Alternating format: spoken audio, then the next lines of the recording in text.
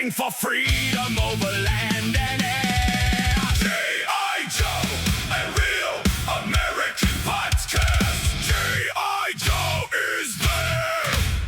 Rattlesnakes in people's mailboxes, Dallas. Wow, that's quite the claim. I don't know what the fuck you're talking about. I don't know what you're talking about. Welcome to a fucking brand new episode of Yo Joe, a real American podcast, episode 4, Showdown at the Devils Cauldron. I'm Kevin Porter, Dallas Baldwin. We're back, dude. Back after a short hiatus, but it was a worthwhile one. Yeah, Kevin had to bust his ass to get spin this, and they feed on us all wrapped up and put together for the big premiere last night. And oh, that was a hell of a show. Dude, 75 hours. It took me to complete that fucking... No, it didn't take me that long. But it took me a good chunk, dude. It took me a good solid You should have week. kept on that bet, because I would have believed that. I mean, I could have just lied. I know. I have a tendency to tell the truth, dude. Sorry, man. It's built into my brain. But no, dude, that Jagoff horn sketch, dude, we've been hearing from everybody about the Jagoff horn sketch. They're like, dude, what the fuck was that, dude? And I'll tell you, man, like, there must have been something in the universe maybe trying to, like, stop me from releasing that, because everything that could have gone wrong editing that fucking sketch went fucking wrong, dude. Ran out of fucking memory. Exported the fucking MP4 file. It's a corrupt MP4 file. I can't load it onto fucking Final Cut. I deleted all my memory, Dallas. How the fuck am I going to get the original project back? Lo and behold, the very end, render files. I was able to find the render file and we saved the day. And we got the episode out, and like Dallas said, thank you so much to every single person that came out and supported Channel 23 Productions. Well, it was last night as we record this, but a week ago, I guess, at this point, when this episode comes out. But yeah, we had a blast, dude. Yep. And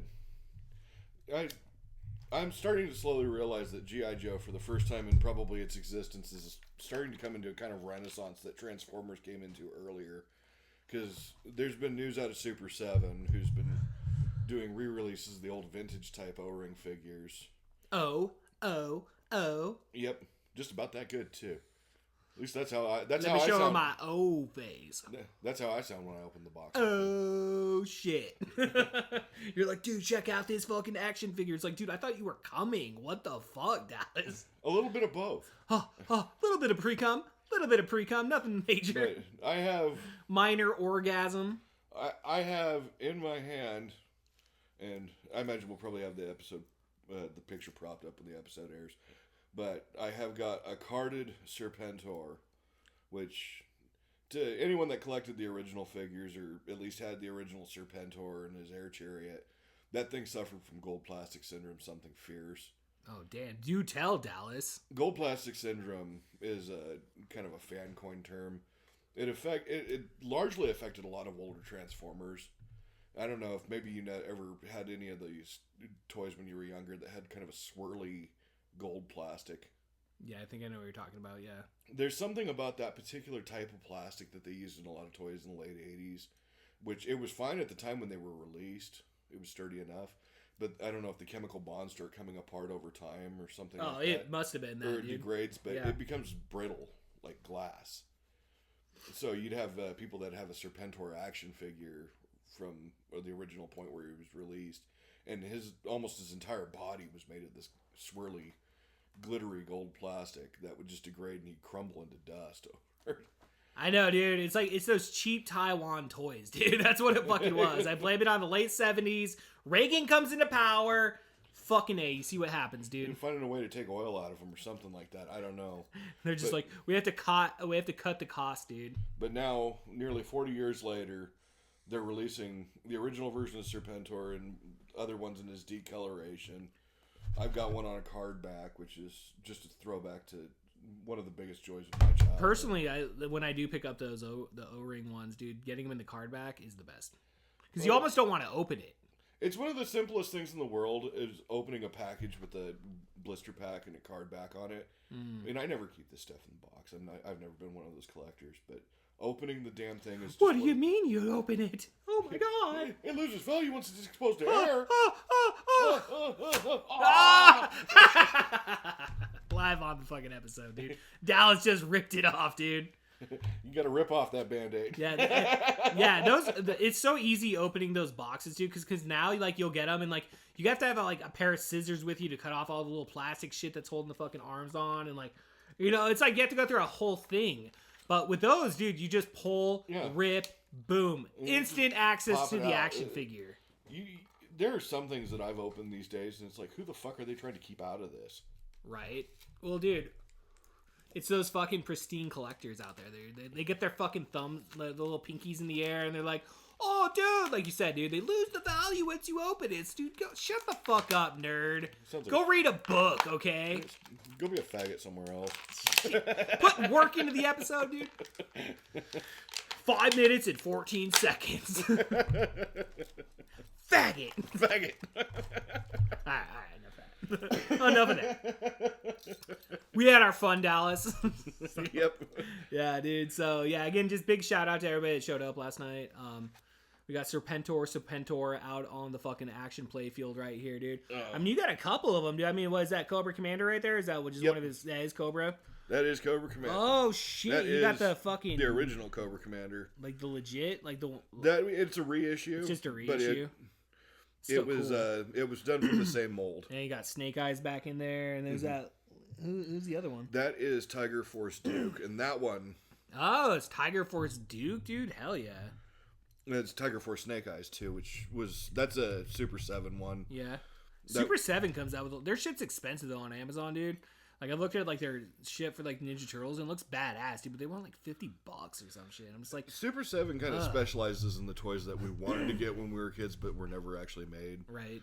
And that's the beautiful thing. Well, they were kids when we were kids, you know? Yeah, exactly. And they just grew up into positions to have, like, clout in a fucking toy company, and they're just like, boom, bitch.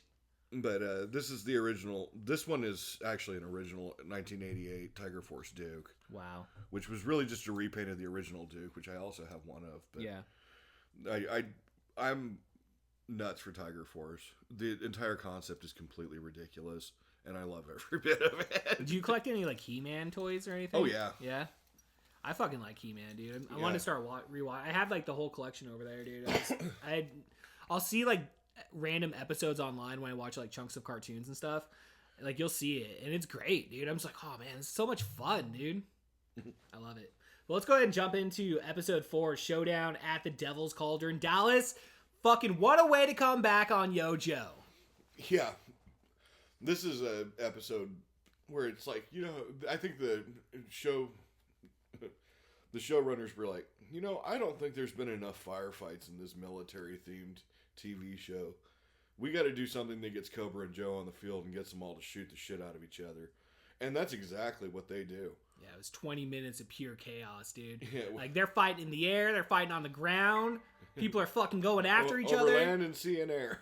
Over land and sea and air, dude. No, dude, Destro fucking all kidnaps that chick, dude. Like, it's a good episode. Let's go break this shit down, the bro. slave girl saves the day. You know, Cobra Commander, you know, we start out with the Joes, you know, talking about the most recent acquisitions of the mass device, rare elements that they need. But they still need this rare meteorite that fell into a volcano somewhere in South America. So they send a strike force with Gung Ho and Stalker. Well, they almost died at the beginning. Remember, there was that cliffhanger. Yeah. Yeah. Oh yeah, I was almost forgot about the damn.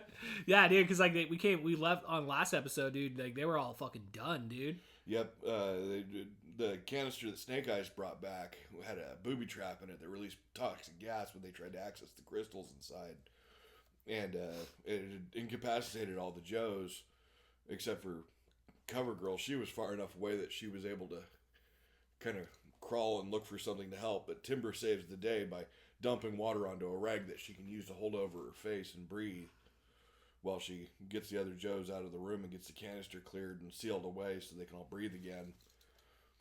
Surprisingly, nobody got brain damage from that. I mean, you think that, or they would just die. Like, yeah, surprisingly, Snake Eyes is totally okay after suffering from terminal radiation poisoning in the last episode. Yeah, that and then getting hit with the fucking booby trap, dude. Yeah, like, you know, that was a double whammy right there. He's really had a rough couple days. He really had. I mean, he had to travel all the way across the fucking world back up to fucking Joe headquarters. It's and like part of the charm of being an Arashikage ninja, I guess. They got good DNA, dude. Yep. But yeah, so they all fucking survive. They're ready to fucking fight Cobra Commander. Yep, ready to take on Cobra Commander. And they cut to Cobra Commander, who's sitting, having a feast. And Kevin brings up an excellent point. Something I didn't even think of probably the dozens of times I've seen this episode. Cobra Commander's sitting there. He's got a chicken thigh in his hand that has a bite taken out of it. He's been eating it. But he's got his mask on. He's got a battle helmet on with a full face visor. How the hell is he doing this? Well, he's doing it the COVID way, dude. He's just pulling the mask that's what I'm up, thinking. taking He's a pulling bite. the mask up, taking a bite.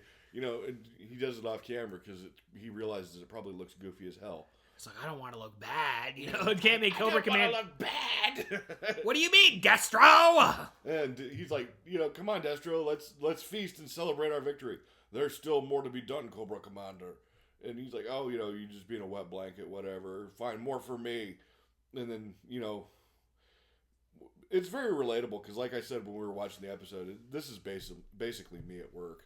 It's like, well, what the hell am I going to do to pass the time now? Oh, I know. I'll play with my toys. Yeah, because my thought was like they introduced this like huge robot, and it looks like a killing machine. It's like, why have they never used it? Oh, it's just Cobra Commander's personal toy. Yeah, he keeps this. He's got a collection of this shit sealed away. There's probably stuff we haven't even seen on these episodes. He just busts out his Atari fucking controller. He's like, He decides he's gonna have it. Yeah, he busts out his Atari controllers, and decides he's gonna have the giant barbarian Ramar fight his giant robot. I love that part because like right as he's about like Ramar's about to like assassinate Cobra Commander, like Cobra Commander just busts out that controller. Yeah, He's like, no. It's like this isn't anything unusual. He does this every time we bring him into a room. Yeah, we're kind of used to it, dude. We've had him around for about 7 years. I get the feeling he doesn't like me. Never has, never will. But that's okay. I've got the mind controller.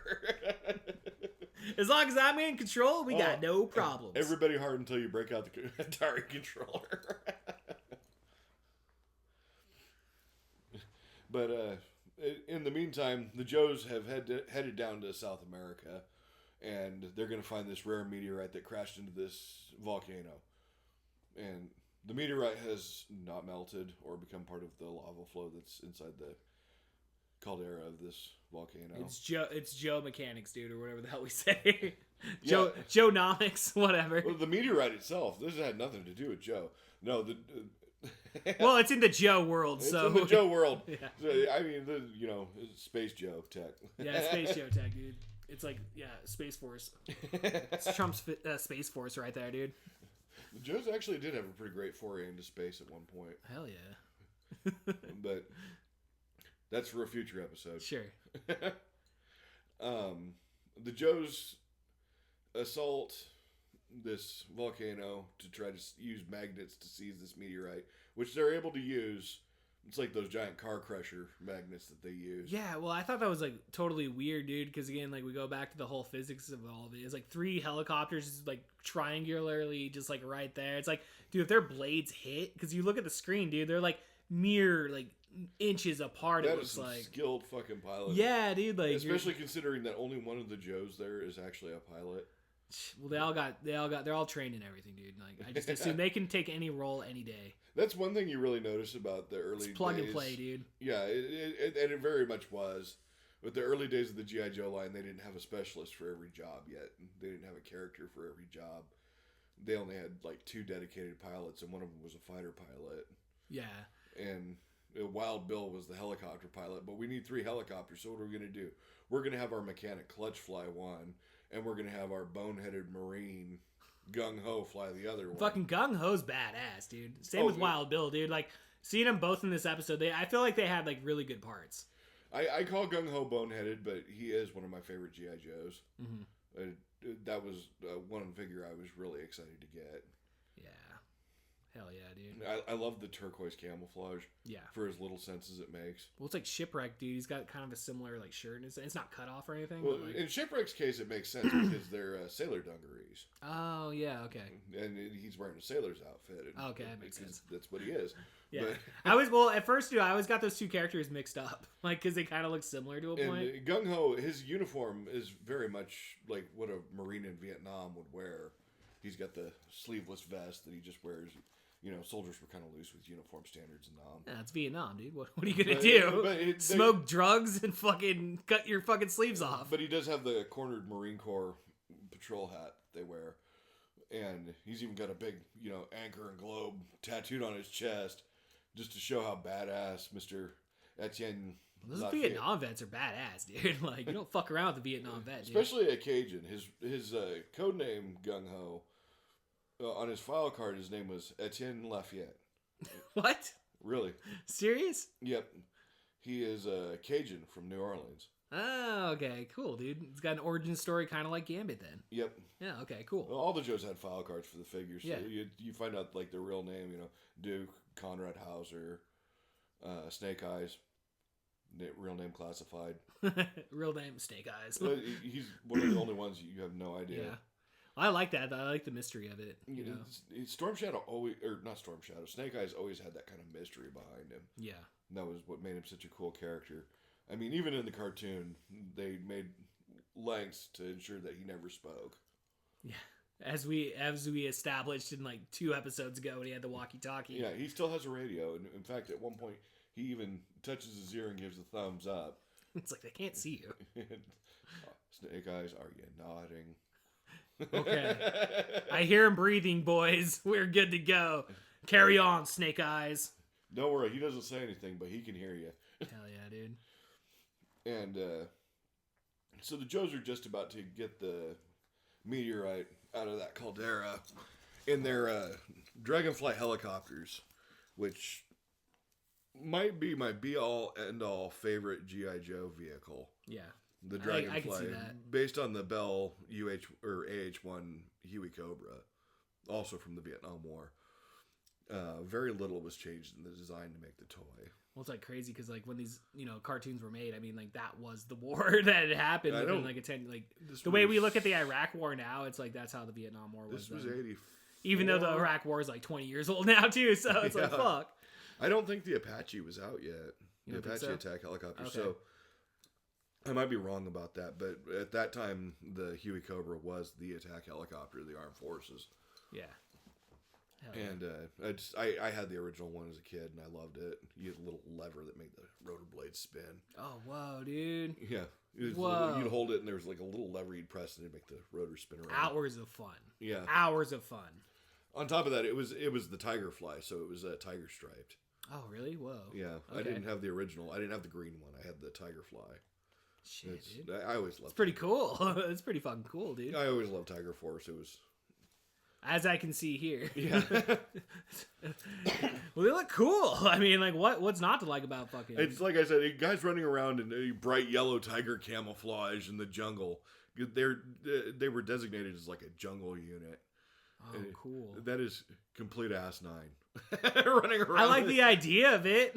Exactly, but it's so freaking cool. Yeah, dude, they make it fucking sweet. And that's the crux of G.I. Joe right there. It is completely ridiculous, but it is so fucking cool. Fuck yeah, it is, dude. Hell yeah. But the Dragonflies in this episode have now gotten a crew cab, as well as a 4-person cockpit, which I don't even think most utility helicopters have. At least none of the ones I've ever been on. It's Joe-nomics, dude. Come on. It's Joe-nomics. These are special Dragonflies that have car magnets attached to their winches. Yeah, dude. I mean, when did the car magnet like get stuck to the helicopter? I would think that the car magnet would have gotten dunked into the lava and probably melted away. Sure. Okay, that's probably the most realistic way of And that, looking like at we were it. talking about, with this close to the lava as those helicopters were, that would have fried the electronics. They would have all died. I mean, yeah, they would. Gung Ho would have been dead, dude. Sorry, Wild Bill. He would have turned. He would have turned into okra soup. Fuck, dude. Yeah, so they successfully get it though, don't they? No, Oh, they don't. no, that's I was when, smoking a lot of weed during that episode, so I'm hanging on you, dude. Yeah. Tell the story, Dallas. That's when what I can only assume was the prototype for the Rattler, the Rattler attack jet, because these look like needle nose jets of some kind, but they have that VTOL, vertical takeoff and landing function, where the wings tilt upward so they can float. Yeah. And Destro's flying one of them. They attack the side of the volcano by shooting out the side of it to make the lava drain. And then they shoot out the ropes that the Joes are using to lift this meteorite and catch it in the net of this gigantic air carrier type thing. That would have been cool if they made a toy of that. Yeah. What could have been? Are you listening, Super 7? Get on it. Get on it, sir. Get on it. I know you guys failed with the mothership, and I felt bad about that because I wanted to fund the damn thing. I was behind you on that. No one else was. It's not enough people, dude. Not enough people believed in the project. I'll show you that thing later. Okay. That was such a cool... I wanted it so bad. But no! It will never be. Fuck you, Kickstarter! There's someone out there that has the prototype, and I want to steal it from them. We'll hunt him down someday, dude. Real G.I. Joe type fucking hunt down. This I command. Get on the ground, maggots. But sadly, Cobra runs away with the meteorite, which is more of what they needed to power their mass device because Cobra Commander used up the last of their elements trying to steal the Empire State Building.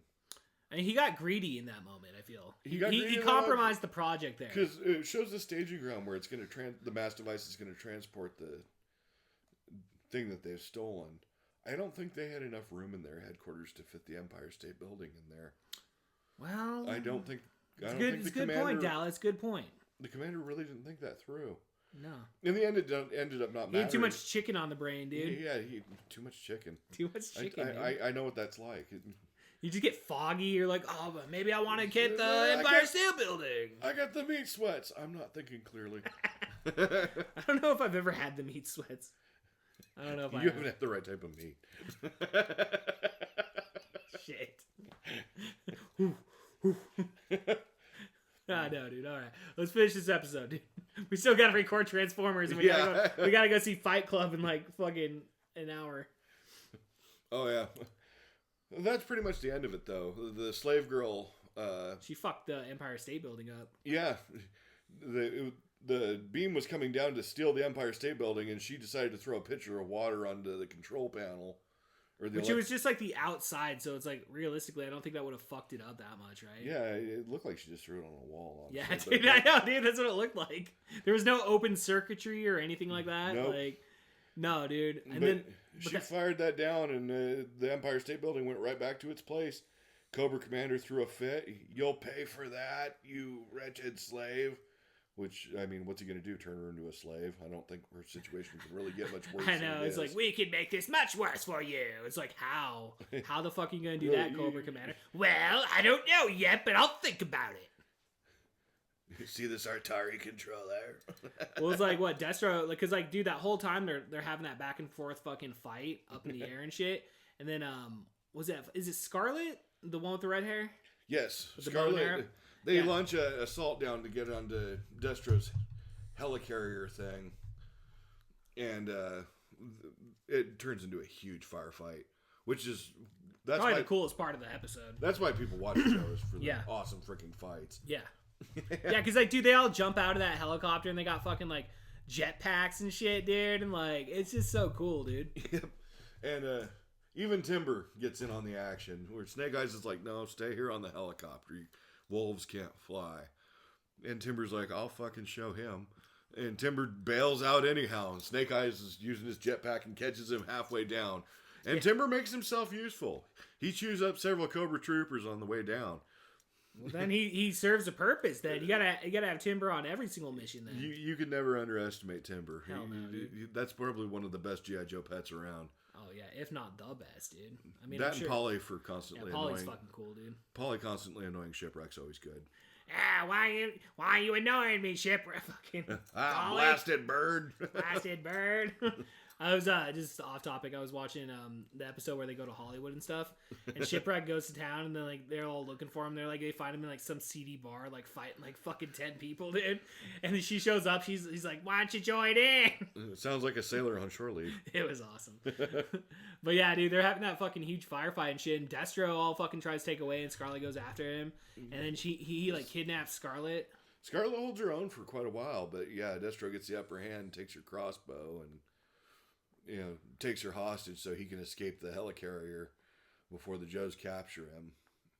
So it was cool because like she was all like laying down, and then they showed Destro flying the fucking the plane or whatever, and like she's like in this like seductive pose, and I'm like, her legs aren't even fucking like tied up, dude. Why is she laying like that? You know, I was proved wrong real quick because she got her fucking bow and arrow and blew up the cockpit. Yep. And Destro's like, I'm gonna hate fuck you now. Behind the scenes stuff they didn't cover in the episode. Yeah. Shit went down. Shit went down, dude. So, how's the episode end? That was pretty much the end of the episode. Was it? Because it's a cliffhanger. Yep, the cliffhanger. The jet's spiraling out of control because Scarlet wiped out the controls, and now the Joes have to figure out what to do. You gotta figure it out, Joes. What's gonna happen? Even though they showed us what's gonna happen next. Yeah. On the next episode of G.I. Joe. Which is gonna bring it to one of the best fights at the Silent Castle in Transcarpathia. Looking forward to it, dude. It's a goodie. Looking forward to that shit, Dallas. Well, fucking G.I. Joe, dude. Episode 4, Showdown at the Devil's Cauldron, dude. Final thoughts. It's a great episode. The whole Mastivice series was, G.I. Joe series started out with a bang. They didn't pull any punches, and they had enough material for a movie, and they decided to release it as a 5-part miniseries. And I don't think there was any doubt in their mind that they were going to get greenlit for an entire series that lasted way more episodes than even Transformers did. Yeah, dude. They went hard into the 90s, right? Yep. Well, they went all the way into the 90s, and then Deke Animation took over. Deke? Yep. If anyone can remember, because I think even I remember being a little kid going, Dick. Yeah, that's what I was. I was like I said, dude, I watch these like fucking 9-hour chunks of like old cartoons, and like every time you see that, dude, Dick. I think it's like Deke. It's like no, Deke Animation Dick. do Ninja Turtles. Maybe in a later app. I don't know, because like a lot of the Ninja Turtle stuff. To be honest, like it's not like I've really gone through and watched it all the way to the end.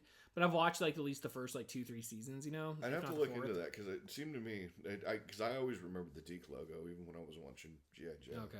Yeah, well, we got some homework to do, Dallas. We got some fucking homework to do. We got to watch Ninja Turtles on our next brand new podcast. We're gonna cover Ninja Turtles, and then we're gonna do another one for He-Man. We're gonna have like fucking 5 podcasts before the end of the year, dude. The most powerful podcast in the universe. Yeah. A He-Man retrospect. That's actually pretty good. I just came up with that on the fly. I'm proud of that one. I got the collection of He-Man right back there, dude. Fucking, we're looking into the future. So, all right, ladies and gentlemen, that's it for Yo Joe, Real American Podcast. I'm Kevin Porter, Dallas Baldwin. Yo Joe.